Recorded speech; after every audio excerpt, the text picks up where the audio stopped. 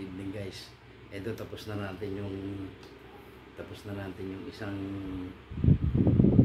in-upgrade natin na in-upgrade natin na Taurus A2K. Ayan, may bipod siya. Nilagyan ko na rin yung bipod. Ayan, kasi dati yan naka-mount dito. Gamit ito. Naka-clip siya sa tank, and then ito. So ngayon nilagyan ko siya ng mounting dito para maikabit yan. Sa kahoy ko na lang nilagay. So ayan tuwid naman yung pagkagawa natin ito. May konti lang akong i-adjust dito kasi tinesting ko kanina, lagyan ng hangin kung magbabawas ng pressure o hindi naman, yun pa rin 1,100, yun pa rin yung output niya, yun din yung laman ng tank. So ibig sabihin mas mataas pa yung output nito kasi nakaset siya sa 1,300 to 1,500. So ayan, nakakak pa pala to. Nakakak pa, ayan. So since lapat naman yung kanyang, ayan yung kanyang silencer, butit nasukat ko ng ganyan, halos lapat siya, kaya po pwede nang talian dito ng camo tape para hindi na siya gagalaw kasi lapat na lapat naman. Tapos 16mm naman itong barrel niya, steel, kaya makasiguro tayo yung yung hindi niya na kailangan ng barrel band. Ang lang dito is camo tape na itatali dito kasi kung magba-barrel band pa tayo, additional na naman, at tama medyo additional na naman ilalagay dito. So naman yan, yung space niya sakto, tama. Ayan, at diretso naman yan. Dito lang mag-a-adjust ako ng konti, sumobra yung niya sa higpit.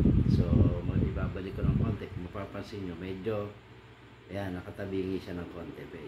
Lang yan, igaganon lang. Hindi ko na magawa ngayon kasi medyo maliit yung silencer. Hindi ko pa siya na iti-testing, iputok kasi medyo gabi na at baka maingay. Kasi maliit lang yung silencer niya kaya hindi ako sigurado kung pero since ito na, okay na siya, yung bago natin A2K. At na to, banda na siya para dito sa pagtatapos ng gun ban, magagamit na ulit.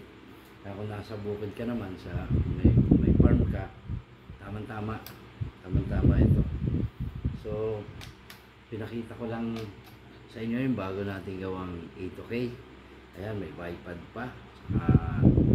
Yung silencer kasi hindi pa natin nailagay, kaya pero pagka yan ay nandyan na, maayos ng tingnan itong ating A2K. At ayan, 0.38 yung tank, magaan. Tapos ayan, rounded na yung dulo. Tapos kung makikita nyo yung kanyang suppressor ng silencer niya, nakapatong sa tangke. Walang yan kasi nandyan na yung tank nung ipasok ko yung barrel. Walang, kumbaga tama lang, sakto lang siya na nakapatong sa tangke.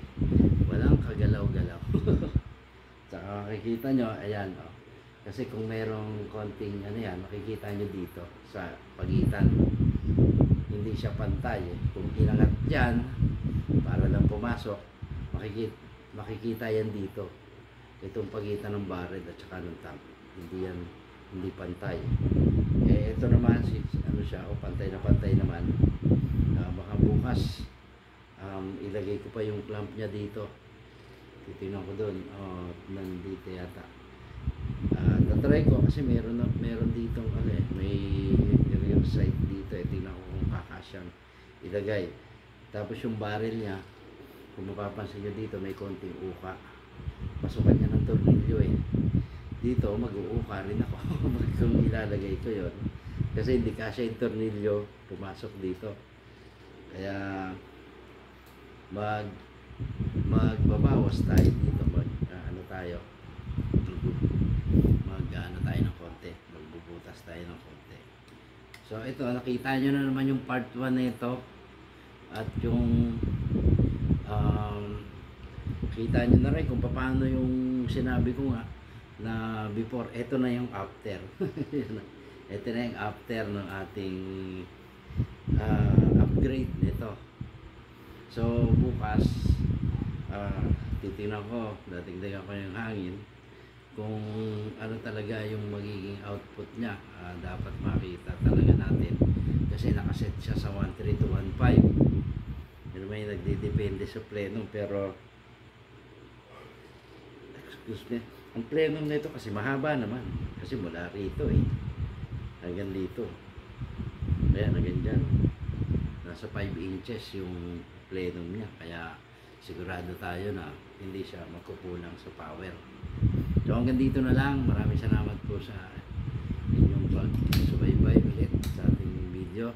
Ito na po, pinakita ko na sa inyo kung ano yung itsura niya after dun sa pinakita ko nung una, yung part 1 niya, na sabi ko sa inyo, papakita ko yung after niya pa pag nagawa. So ito na po yan.